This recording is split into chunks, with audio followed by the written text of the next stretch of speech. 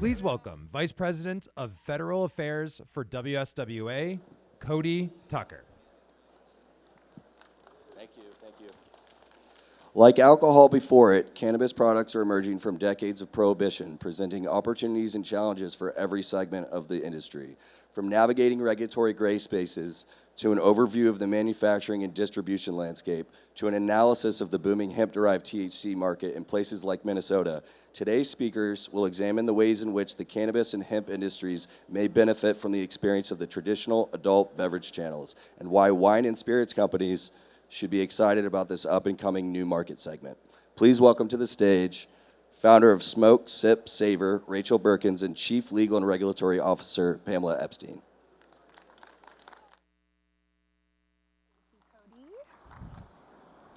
Here, switch chairs with me, because my mic is on that side.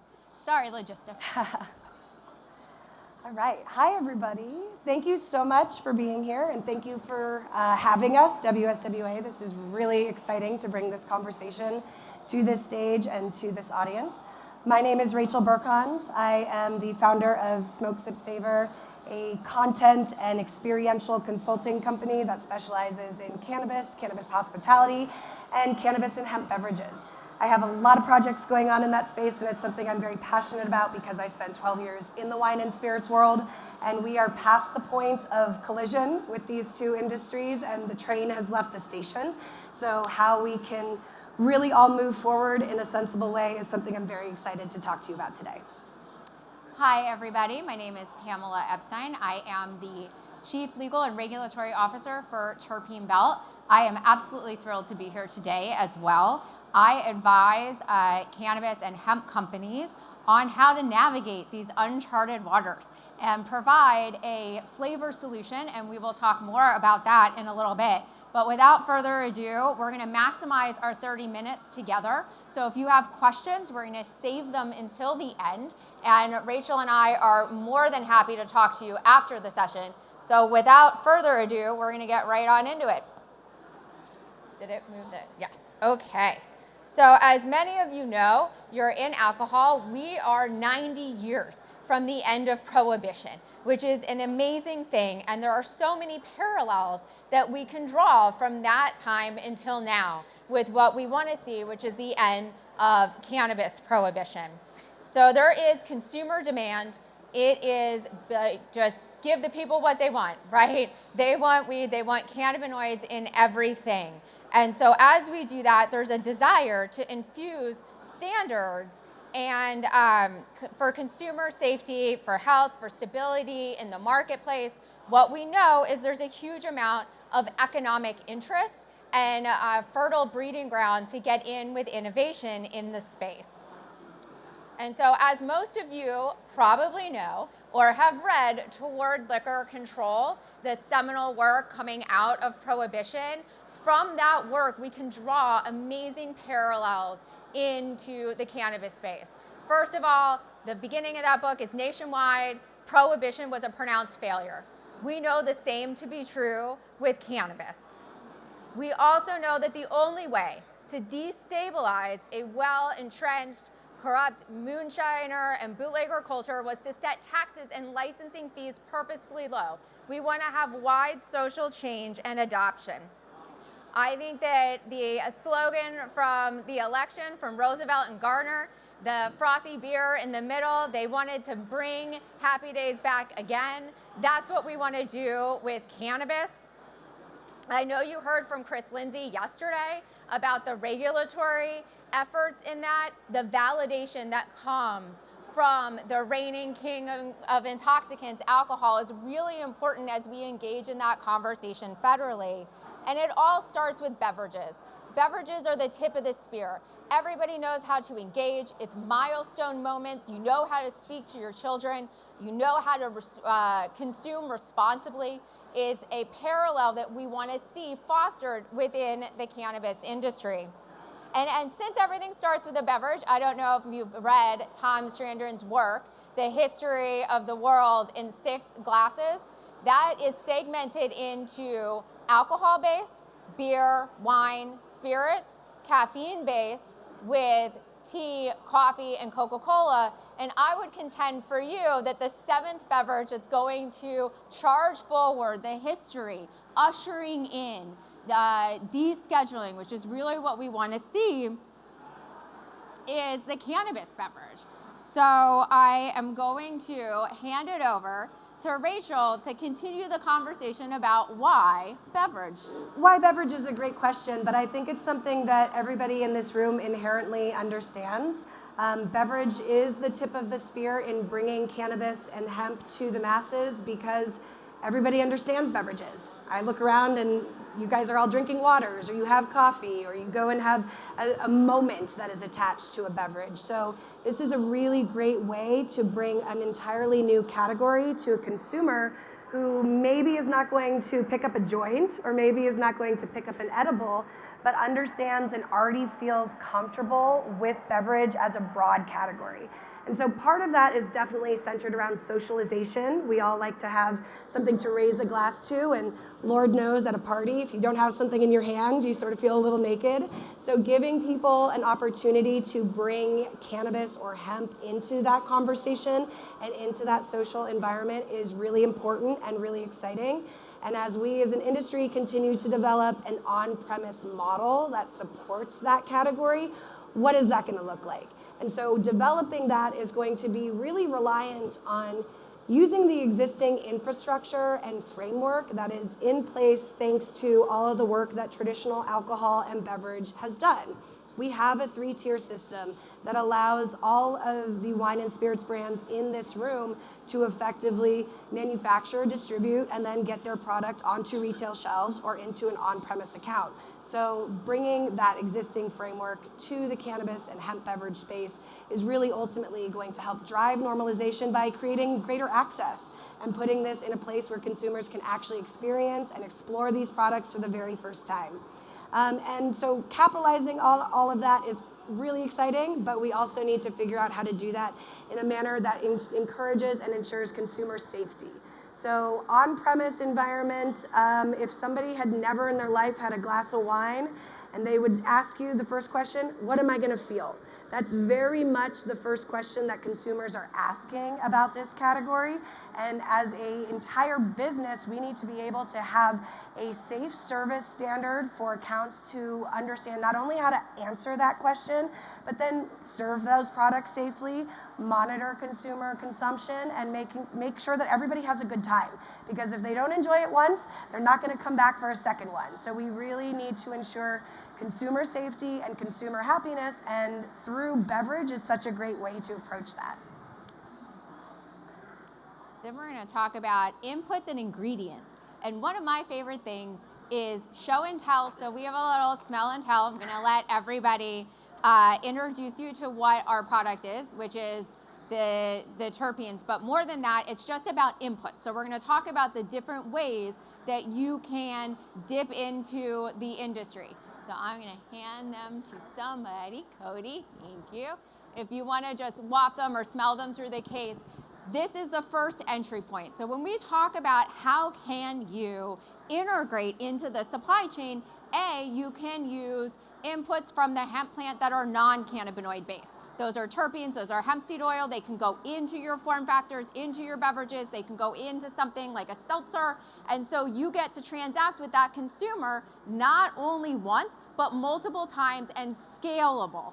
And that is, if you want a light touch, it's about a risk tolerance. Where do you fall? If you are more comfortable, you can start getting into cannabinoids. And I invite you to go check the Hemp D9 neighborhood to see what that looks like. It's a really important trackable way. As we are coming to the end of dry January, I saw an article from Bloomberg yesterday where it said that 1/3 of all Americans that are aged 21 to 25 have adopted into dry January. And what did we see was a correlative increase in the sales of cannabis. And because what Rachel said, it's community. It's you want to have a beverage, you want to have that social lubricant. Those sales saw a trackable uptick in beverage. So you can get into cannabinoid beverages, low-dose beverages, and hemp, and then you can start to gain traction. And as we see, the federal winds are shifting. For those of you not in this space, we had an exciting announcement in January by the Health and Human Services. for the first time ever, federally, there was a recognition that cannabis does not belong on Schedule 1. They are recommending that it be rescheduled to Schedule 3. FYI, I'm a big deschedule or bust person myself, but that means that we have to collectively come together to ensure safety and scalability. And so that's really leaning into how beverage can be that tip of the spear, right? You are the ones that can be at the new frontier. You can be both a pioneer and a settler, right? That doesn't always happen. I used to tell my clients the pioneers take the arrows and the settlers take the land. But in the great scheme of beverage, you can actually be both, because you can straddle that line and you can use the hallmarks of how alcohol functions with the consumer, and you don't have the same perils as accidental overconsumption. So the things that people are generally scared about when we look between cannabis, hemp, and traditional markets is there going to be overconsumption? You will never overconsume beverages the way that you do edibles. So when we really talk about who should be at the forefront and how you use these inputs, it's everybody at this conference in this market segment that's going to drive that conversation forward. Absolutely, and I think a big piece of that is definitely capitalizing on those broader trends. So functional beverages, the non-alcoholic categories, as we all know, growing and exploding really quickly here. So how can we push that even further and then bring that on premise? Pamela was mentioning the terpenes that you guys all have floating around. And for those of you who aren't familiar with terpenes, they're the aromatic compounds in cannabis that are really responsible for the flavor and aroma and effect largely as well. And using a product like those water-soluble terpenes on premise in a mixology-led environment is something that can be done legally and all over the place, and is a really, really great way to continue that evolution with the tip of the spear. That's not just about the actual product itself. You can have this terpene experience, and you know what? That already exists. Anytime a bartender expresses an orange peel over your old-fashioned, that's terpenes. Those are terpenes in action. They're already a part of this beverage community, both in retail channels and in the on-premise especially. Let's go to that. So speaking of on-premise, I know we wanted to, there we go. Yep. Okay, so the socialization of cannabis is something that has been really interesting to watch in recent years.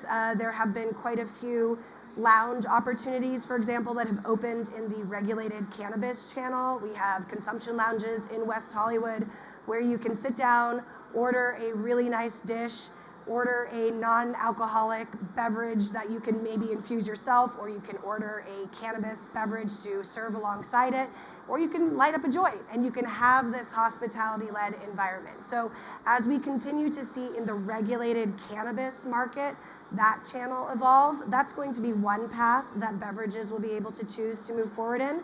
And then we have the broader opportunities of bringing hemp-derived beverages on premise more broadly. We've seen a lot of really exciting things happen in markets like Minnesota in recent years, Massachusetts, New Orleans. Things are kind of popping up all over. Nashville, you can have these experiences everywhere. So creating spaces for people to experience these products in a bar, in a restaurant, have that on-premise experience where they can ask a question.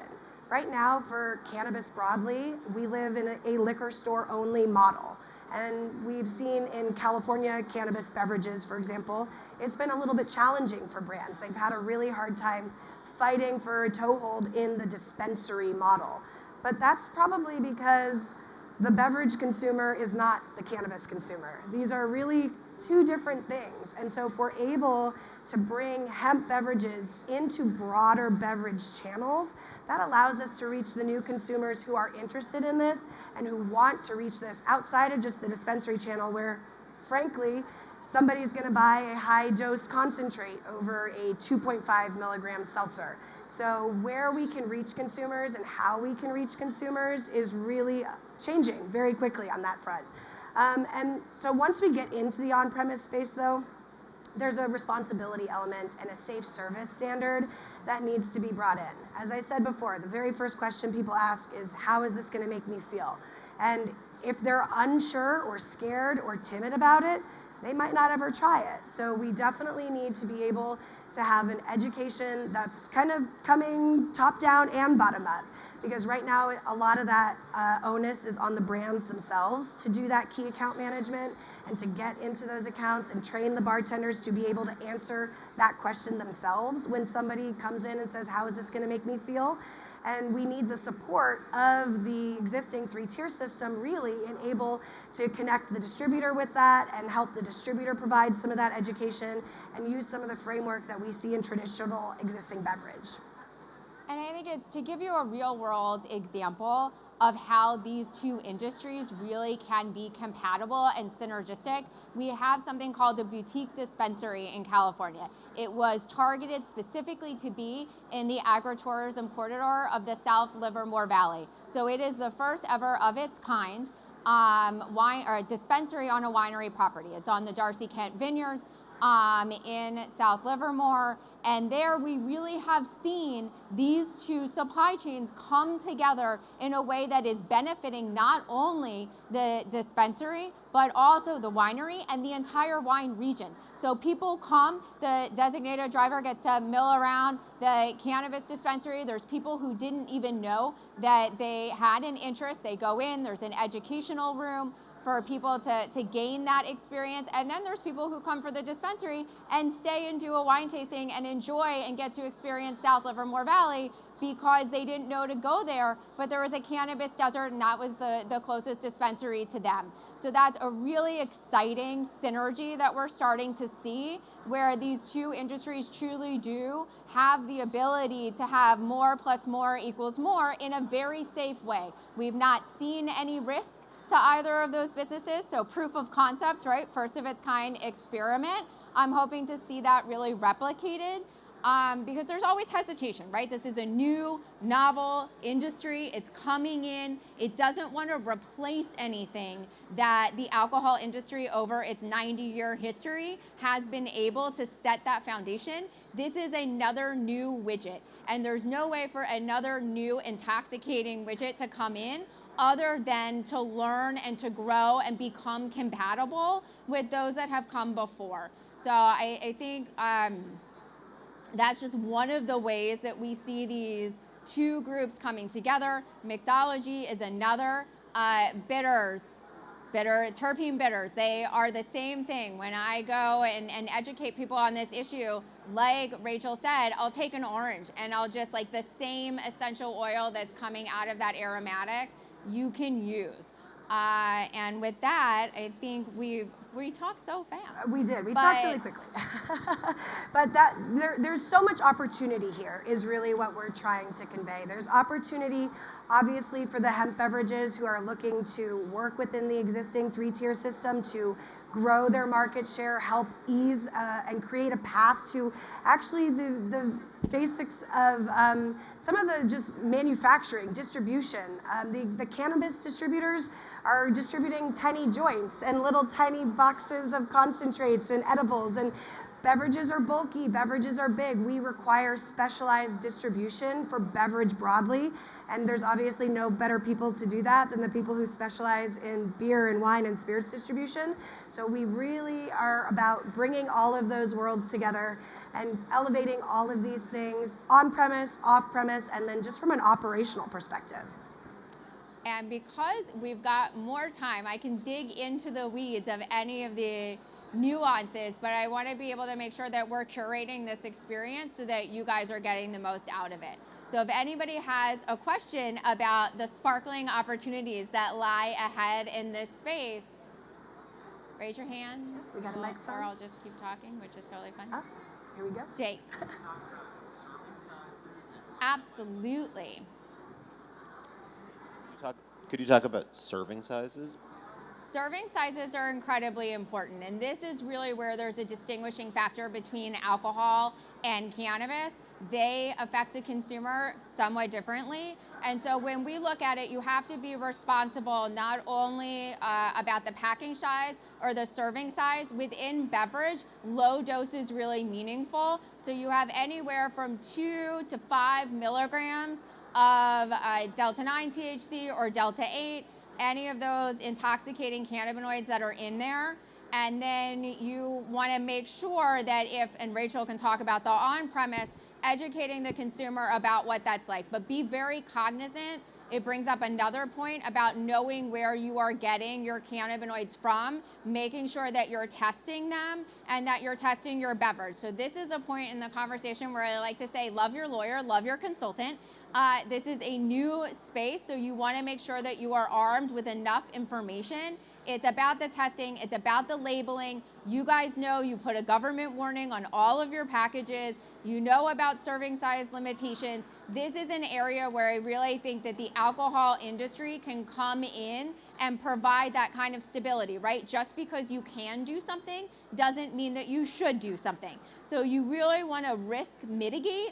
The way to do that is to have lower serving sizes and make sure that your serving size and your package size and your form factor all tee up. Because when you're putting that onus on the consumer who is not yet educated, you are likely to have more of a misinformed or an uninformed than an informed consumer. If your form factor is large and you have 4 serving sizes but no good demarcation on that product, that incurs risk, liability, insurance, and you want to get into a space, you want it to be profitable, you don't want to have any issues.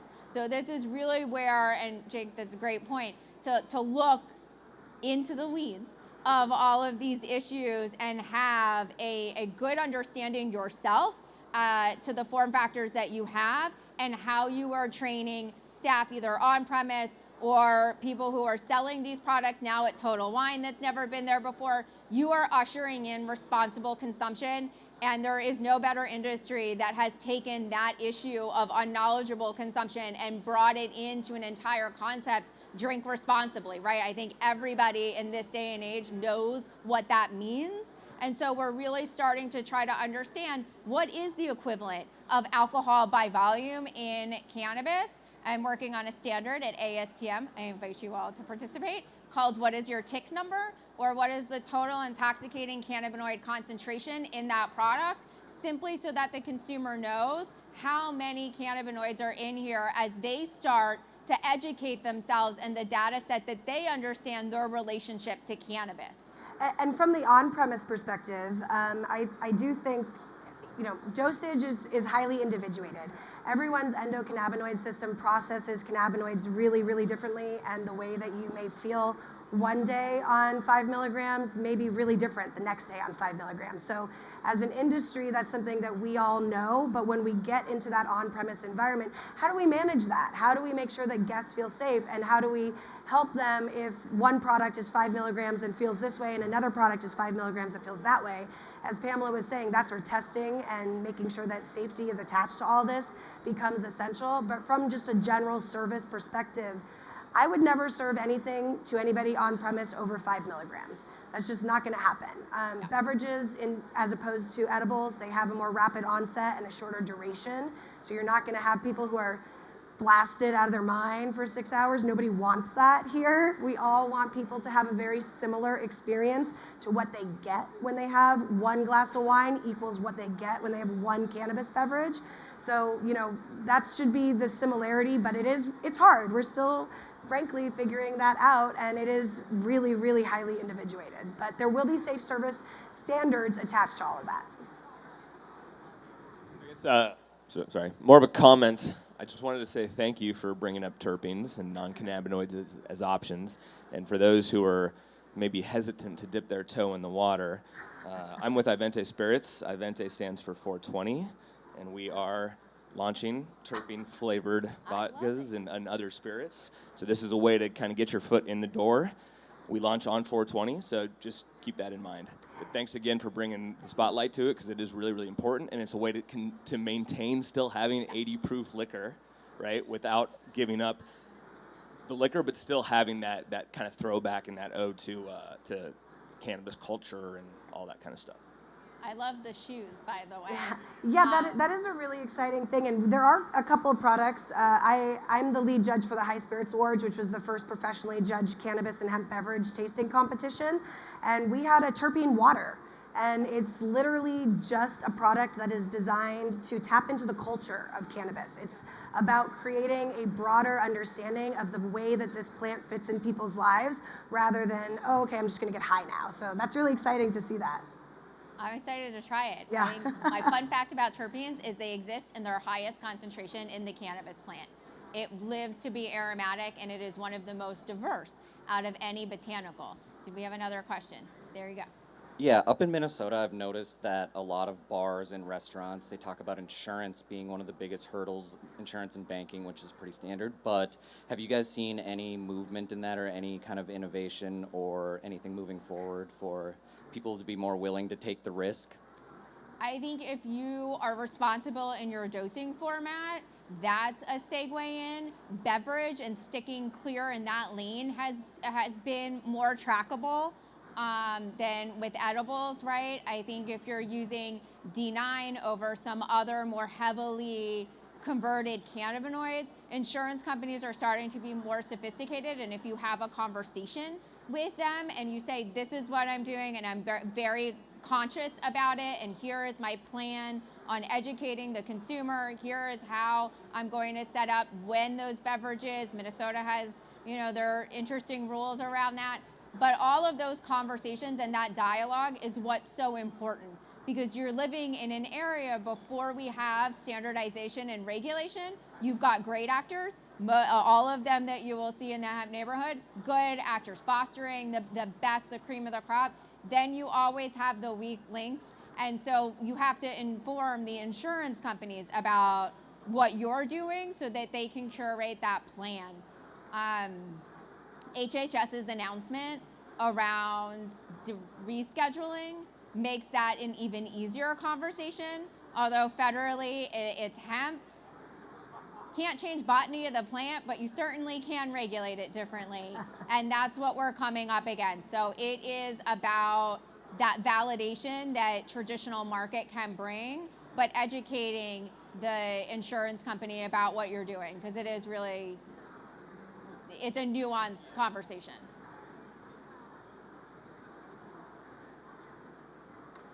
Anybody else? Any other questions? No?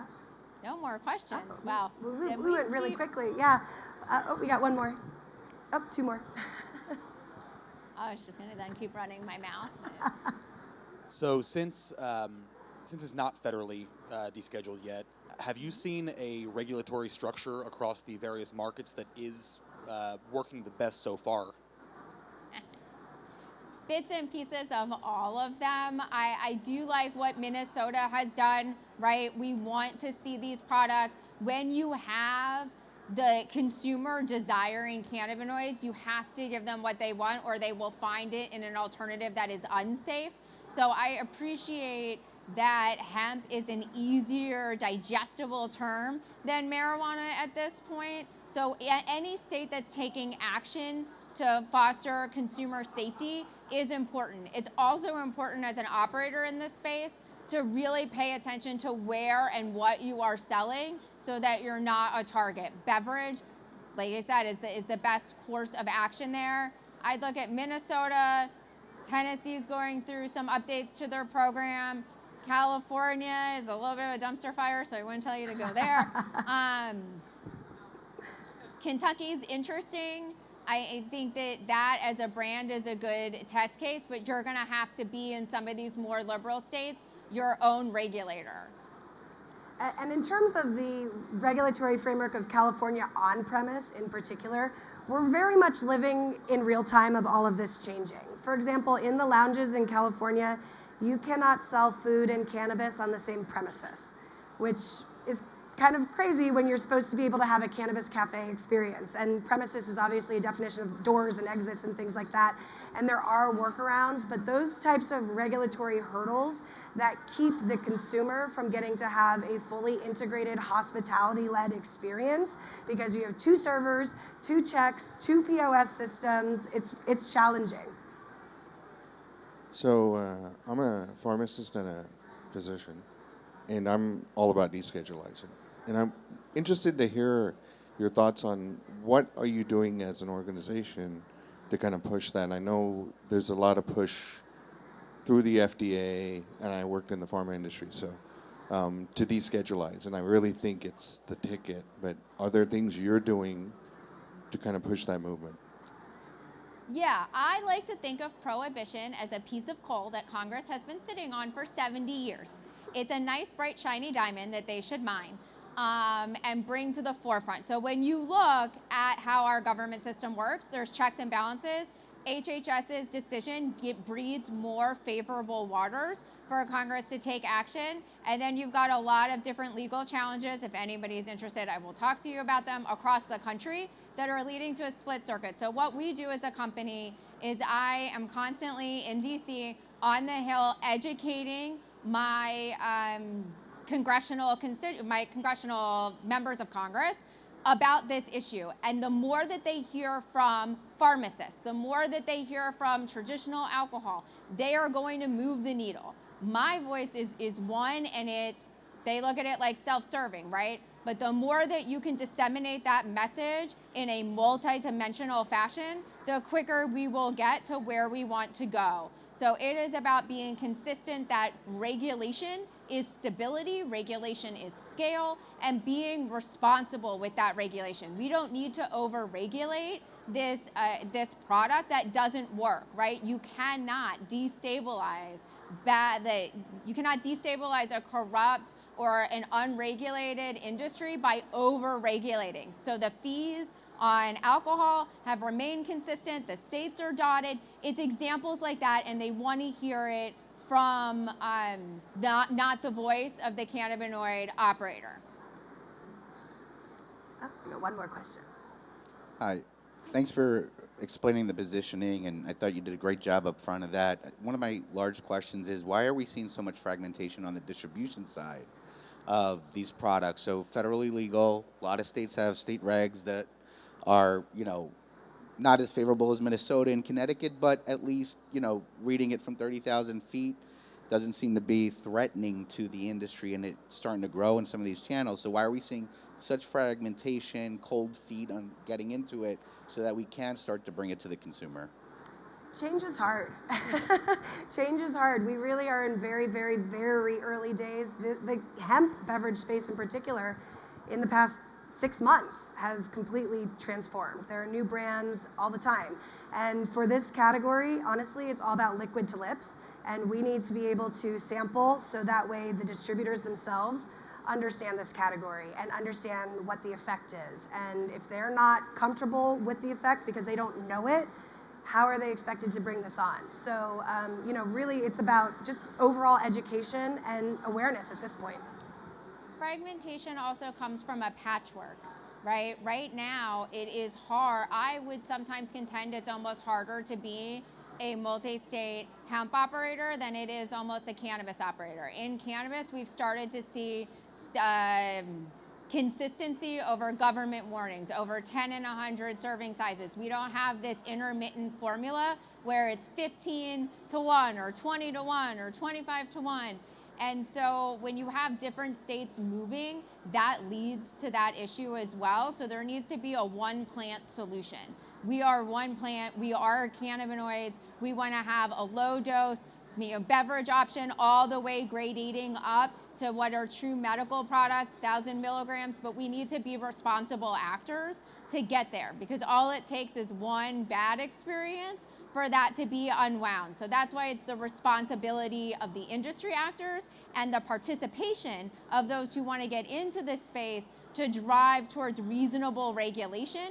And what is reasonable, that that's going to shift on where you sit. But if we start to entrench the rights of flavor and then other components and low dose beverages, then you're building trust throughout that process. But that's generally the segmentation you're seeing. Also, that there's only a tax, an excise tax, which everybody at alcohol knows what that is, right? There's an excise or a sin tax charged on cannabis that's not necessarily levered on the other side. So that's where you see industry fragmentation, and consumers don't understand, right? Why is one taxed effectively at 80% and the other kind of duty free? So the closer we get to the middle, the easier it's going to be to have an open playing field where everybody knows what they should be doing, and you just get competitive innovation that's built on a solid foundation. That was a lot of an answer to your question. I think we're out of time, so thank you all so much. As Pamela said, we'll be around if you want to ask more questions. And please do visit the hemp neighborhood if you haven't, and visit the Hemp Beverage Alliance. And we also have the president of the Cannabis Beverage Association, Diana Eberline, right there, if anybody has any questions about any of those things. Thank you. Oh, there we, yeah, and Chris Lackner with the HBA right there. So talk to both of those folks.